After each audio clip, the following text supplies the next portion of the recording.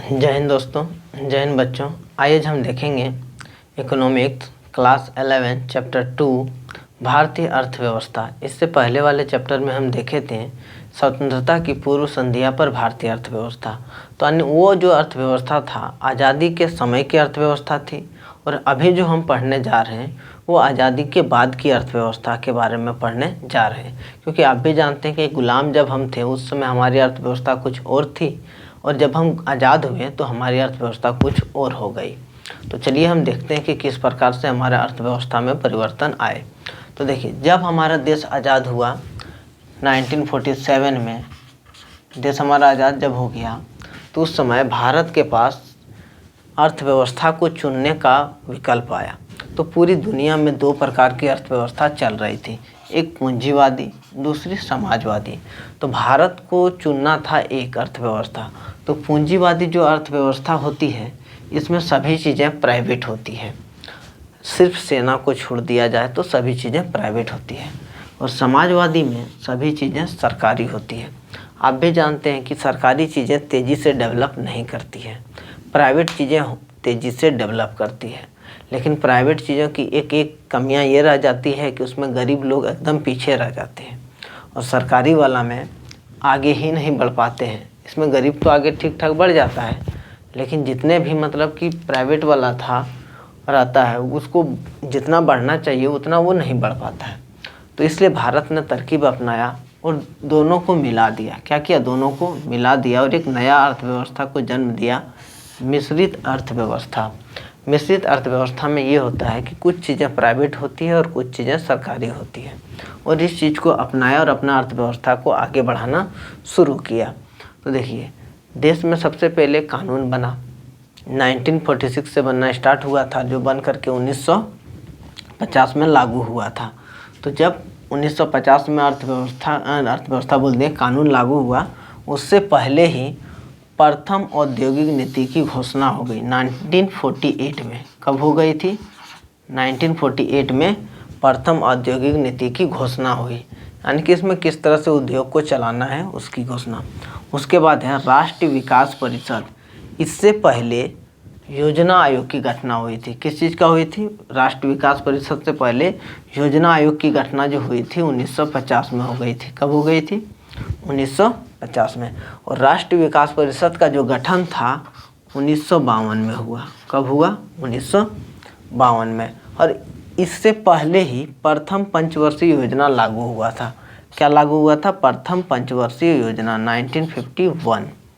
तो ध्यान दीजिएगा आप लोग, पहले देश आज़ाद हुआ 1947, उसके बाद अर्थव्यवस्था को चुना, मिश्रित अर्थव्यवस्था को चुना। उसके बाद प्रथम औद्योगिक नीति का घोषणा हुआ। कब? 1948 में। उसके बाद योजना आयोग का गठन हुआ। किस चीज़ का गठन हुआ? योजना आयोग का गठन हुआ 1950 में। उसके बाद प्रथम पंचवर्षीय योजना लागू किया गया। तो देखिए, जब देश आज़ाद हुआ ना, तो आज़ाद होने के जस्ट बाद कानून लागू हुआ। कानून लागू होते ही सबसे पहले चुनाव हुआ।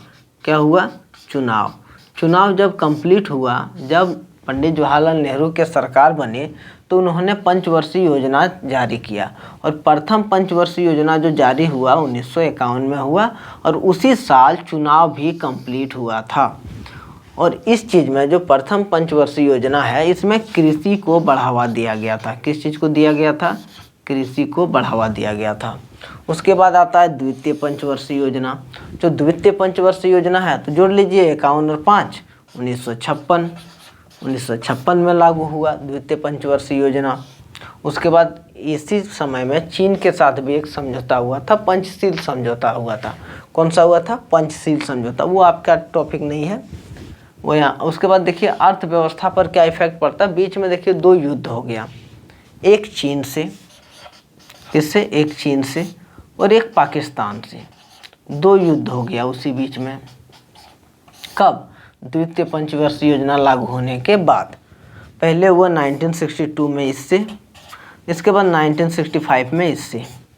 अब देखिए हुआ ये, जब चीन से युद्ध हुआ तो चीन ने हमारा 10% भाग जो कश्मीर का है वो कब्जा कर लिया। उसके बाद पाकिस्तान से जब युद्ध हुआ तो भारत में खाने की अकाल पड़ गई। क्या हुआ था? खाने की अकाल पड़ गई थी। और इस समय हमारे देश के प्रधानमंत्री थे लाल बहादुर शास्त्री। तो उन्होंने उस समय नारा दिया, जय जवान जय किसान। इसका कहना था कि हमारे देश में कभी भी अनाज की कमी नहीं हो, उसके लिए थाईलैंड से इन्होंने बीज मंगाया। अमेरिका से भी मंगाया था, लेकिन अमेरिका ने हमें धोखा दिया और गलत बीज नहीं, उन्होंने खाने के लिए जो गेहूँ दिया था वो बहुत ही बैड क्वालिटी के थे।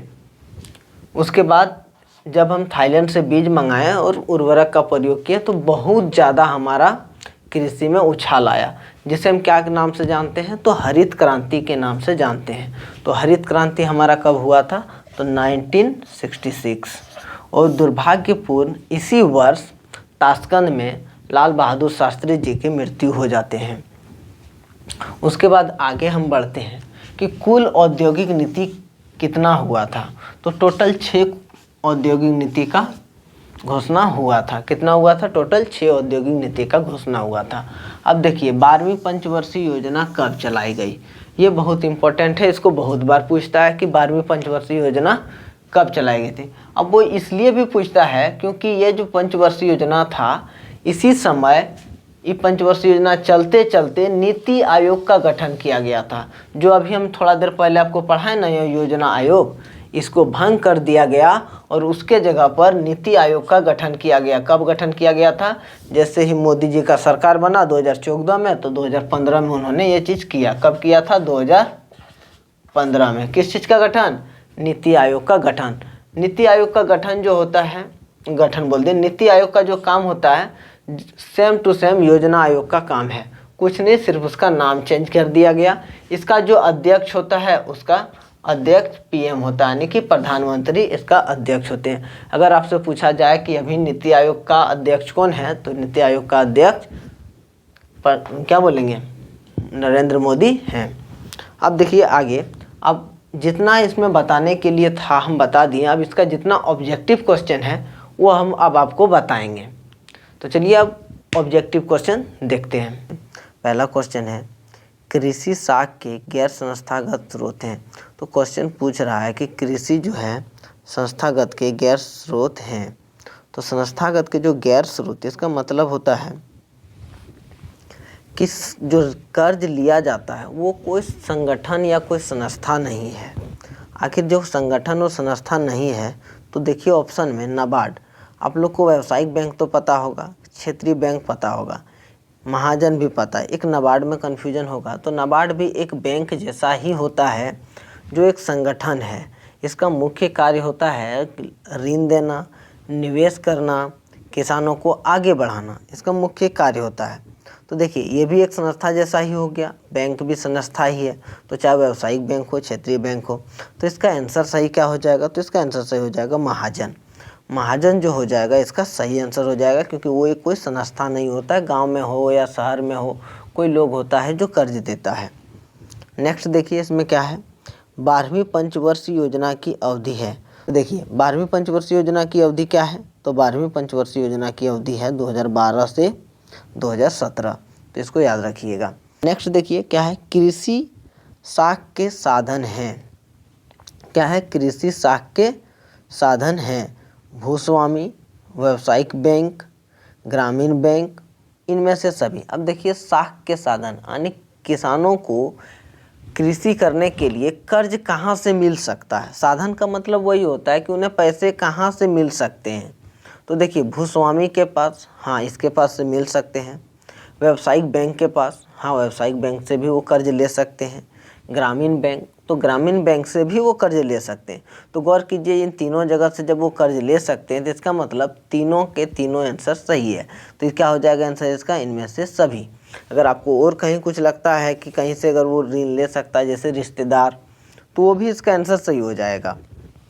अब देखिए प्रथम पंचवर्षीय योजना की प्राथमिकता उत्पादन था। अभी थोड़ी देर पहले बोले कि प्रथम पंचवर्षीय योजना जो थी 1951 से 1956 तक चली थी, उसमें कृषि को प्रमुखता माना गया था, यानी कि जो कृषि था उसका उत्पादन में प्राथमिकता दिया गया था। नेक्स्ट है हरित क्रांति में सम्मिलित हैं। हरित क्रांति में सम्मिलित हैं। हाइब्रिड बीज, रासायनिक उर्वरक, कृषि यंत्रीकरण, इनमें से सभी। तो देखिए हाइब्रिड बीज के बिना ये तो हो ही नहीं सकता है। हरित क्रांति का मतलब होता है कि उत्पादन में बहुत ज़्यादा वृद्धि। तो उत्पादन में बहुत ज़्यादा वृद्धि कब होगा? जब हाइब्रिड बीज का प्रयोग करेंगे, रासायनिक उर्वरक यानी कि खाद का प्रयोग करेंगे, उसके बाद कृषि यंत्रीकरण, मशीनों का अधिक से अधिक उपयोग करेंगे, तब ना हम अधिक से अधिक लाभ कमा सकते हैं। हल जोत करके कितना ज़्यादा हम कर सकते हैं? बहुत कम कर सकते हैं। इसलिए हमें ज़्यादा करने के लिए क्या चाहिए? क्रांति का मतलब होता है कोई भी चीज़ में बहुत तेज़ी से बदलाव लाना। क्या होता है? कोई भी चीज़ में बहुत तेज़ी से बदलाव लाना क्रांति कहलाता है। तो हरित क्रांति यानी फसलों में बहुत तेज़ी से बदलाव लाया गया। फसलों में क्या लाया गया? बहुत तेज़ी से बदलाव लाया गया। तो उसे हम क्या कहेंगे? हरित क्रांति कहेंगे। तो देखिए यहाँ पर क्या लिखा हुआ है, HIV बीज यानी इसको हाइब्रिड बीज बोलते हैं, रासायनिक उर्वरक, कृषि यंत्रीकरण। देखिए तीनों का तीनों आंसर सही है, इनमें से सभी हो जाएगा, क्योंकि आपको भी पता है बिना रासायनिक उर्वरक का कृषि किया नहीं जा सकता है। नेक्स्ट देखिए, जैविक कृषि एक खेती है। देखिए जो जैविक कृषि है वो किस प्रकार की कृषि है? तो वो एक धारणीय कृषि है। किस प्रकार की कृषि है? वो एक धारणीय कृषि। तो जैविक कृषि हम उस कृषि को कहते हैं जिसमें हर एक चीज़ें प्राकृतिक से जुड़ी हुई चीज़ों का प्रयोग करते हैं। जैसे कि खाद के रूप में हम गोबर का प्रयोग करते हैं, सड़े अनाजों का प्रयोग करते हैं, उसके बाद उसमें हम हल जोत कर करते हैं, और देखा जाए तो उसमें रासायनिक चीज़ों का कोई प्रयोग नहीं करते हैं। उसी को हम क्या कहेंगे? जैविक कृषि कहेंगे। नेक्स्ट क्वेश्चन देखते हैं। चलिए देखिए, भारत की पहली औद्योगिक नीति किस वर्ष घोषित हुई? तो इस चीज़ को आप याद कर लीजिएगा। जैसे ही देश आज़ाद हुआ उसके दूसरे ही साल औद्योगिक नीति की घोषणा हो गई थी। तो कब हुआ होगा? 1947 में हमारा देश आज़ाद हुआ, उसके दूसरे ही साल औद्योगिक नीति की घोषणा हो गई थी। नेक्स्ट देखिए, योजना आयोग की स्थापना कब हुई थी? तो योजना आयोग की स्थापना जो हुई थी 1950 में हुई थी। कब हुई थी योजना आयोग की स्थापना? 1950 में। ये डेट आप याद रख लीजिएगा क्योंकि ये ज़रूरी है। उसके बाद है 11वीं पंचवर्षीय योजना की क्रियान्वयन अवधि थी। अब देखिए 11वीं जो पंचवर्षीय योजना थी वो कब से कब रहा होगा? तो सीधी बात है, अभी थोड़ी देर पहले हम आपको बताएं 12वीं पंचवर्षीय योजना जो 2012 से 17 चला था, तो 11वीं कब से कब तक चला होगा? 2007 से 2012 तक। कब से कब तक? 2007 से 2012 तक। देख लीजिए आंसर होगा यहाँ पे 2007 से 2012 तक। नेक्स्ट क्वेश्चन देखिए, कृषि उत्पाद का वो हिस्सा जो किसान द्वारा बाजार में बेचा जाता है क्या कहलाता है? कृषि उत्पाद का वो हिस्सा जो बाजार में बेचा जाता है उसे हम क्या कहते हैं? तो उसे हम विक्रय अधिशेष और विपणन अधिशेष कहते हैं। देखिए ये दोनों अलग अलग दिया है। विक्रय अधिशेष, हाँ इसको हम कहते हैं, विपणन अधिशेष ये भी कहते हैं। उसके बाद है ये दोनों। तो देखिए जब दोनों दिया हुआ सटीक आंसर आपका ये दोनों होगा। ये दोनों नहीं होगा क्योंकि एक एक करके दिया और इसमें दोनों दिया हुआ है, तो ज़्यादा सही तो यही होगा। अब देखिए आपको समझ में नहीं आया होगा कि विपणन क्या होता है। विपणन से ही बना हुआ है विपणित। अब कोई भी चीज़ जैसे किसान जो उत्पादन करते हैं, उत्पादन करने से लेकर मार्केट में बेचने तक जो प्रक्रिया अपनाया जाता है उसी को हम विपणन कहते हैं। विपणन का इंग्लिश मीनिंग होता है मार्केटिंग। इससे आप समझ सकते हैं तब क्या होता होगा। मार्केटिंग का मतलब क्या होता है कि सामान को कहाँ से खरीदेंगे, फिर उसका उत्पादन कैसे करेंगे, फिर कहाँ ले जा कर के बेचेंगे, सारा जो प्रोसेस होता है उसी को मार्केटिंग कहते हैं और उसी को विपणन कहते हैं। तो देखिए नेक्स्ट क्वेश्चन क्या है, भारत में नई कृषि नीति का वास्तविक प्रारंभ कब किया गया? तो देखिए नई कृषि का वास्तविक प्रारंभ जो हुआ था ना, वो हरित क्रांति शुरुआत हुआ था उस समय को माना जाता है। तो हरित क्रांति की शुरुआत 1966 में हुआ था लाल बहादुर शास्त्री के शासनकाल में, और उसी समय लाल बहादुर शास्त्री जी के मृत्यु भी हो गए थे। तो देखिए ऑप्शन में देखिए 1966, 1956, 62, 54। तो आंसर क्या हो जाएगा आपका? 1966। नेक्स्ट क्वेश्चन देखिए, भारत में कितने प्रतिशत लोग कृषि पर आश्रित हैं? तो इसका 70% लोग जो है कृषि पर आश्रित हैं। भारत में कितने प्रतिशत लोग कृषि पर आश्रित हैं? तो 70% लोग कृषि पर आश्रित हैं। नेक्स्ट क्वेश्चन देखिए, स्वतंत्रता प्राप्ति के बाद अब तक कितनी औद्योगिक नीति स्वतंत्रता प्राप्ति के बाद अब तक कितनी औद्योगिक नीतियां घोषित हुई है? तो अब तक 6 औद्योगिक नीतियां घोषित हो चुकी है। अब तक कितनी नीतियां घोषित हो चुकी है? 6 औद्योगिक नीतियां घोषित हो चुकी है। देखिए जो स्क्रीन पर क्वेश्चन है इधर आगे पीछे हो रहा है, आप गौर से देख लीजिएगा और उसे नोट कर लीजिएगा ठीक से। और आप इसका डिस्क्रिप्शन में आए, इसका लिंक हम दे दिए हैं, आपको वहाँ से PDF भी मिल जाएगा, तो उसके लिए आप चिंता ना करें। नेक्स्ट क्वेश्चन देखिए, भारत में किस प्रकार की अर्थव्यवस्था देखी जाती है? जब वीडियो स्टार्ट किए हम उसी समय बताएं कि भारत में मिश्रित अर्थव्यवस्था देखी जाती है। ये ऐसा अर्थव्यवस्था है जिसमें पूंजीवादी और समाजवादी दोनों होती है, और कल वाले वीडियो में भी हम आपको ये चीज़ बताए थे। नेक्स्ट देखिए क्वेश्चन, चिपको आंदोलन की शुरुआत किसने की थी?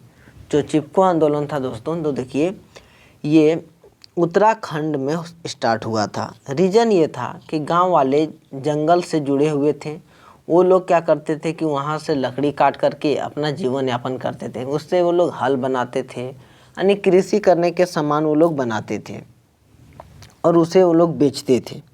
लेकिन सरकार ने अचानक उन लोगों को मना कर दिया, तो उन लोगों को इस बात से तकलीफ़ नहीं थी कि सरकार ने उन लोगों को मना कर दिया, सरकार को बोल दिए, उन लोगों को इस बात से तकलीफ़ थी कि उन्होंने एक प्राइवेट कंपनी को जंगल काटने का ठेका दे दिया, जो खेल के सामान, बैट, विकेट, ये सब चीज़ें बनाते थे, उनको दे दिया। तो सभी लोगों ने क्या किया, पेड़ को पकड़ के चिपक गए और बोले कि पहले पेड़ को काटने से पहले हमें काटो तब, और इसलिए उस आंदोलन का नाम भी पड़ा चिपको आंदोलन। तो ये आंदोलन कहाँ हुआ था? तो उत्तराखंड में हुआ था। ये आंदोलन का शुरुआत किसने किया था? तो ये आंदोलन का शुरुआत सुंदरलाल बहुगुणा ने किया था। तो चलिए अब इसका नेक्स्ट क्वेश्चन देखते हैं। आगे इसका ऑप्शन आप देखें या ना देखें, क्या फ़र्क पड़ता है, फिर भी देख लीजिए। देखिए, द्वितीय औद्योगिक नीति की घोषणा कब की गई थी? तो देखिए जो द्वितीय औद्योगिक नीति का घोषणा हुआ था 1956 यानी 1956 में हुआ था। कब हुआ था? 1956 में हुआ था द्वितीय औद्योगिक नीति की घोषणा। अब 1956 में, कब? 1956 में। नेक्स्ट क्या है, राष्ट्रीय विकास परिषद का गठन कब हुआ? राष्ट्रीय विकास परिषद का गठन कब हुआ? तो राष्ट्रीय विकास परिषद का जो गठन हुआ था 1952 में हुआ था। कब हुआ था? 1952 में हुआ था। नेक्स्ट देखिए, चलिए,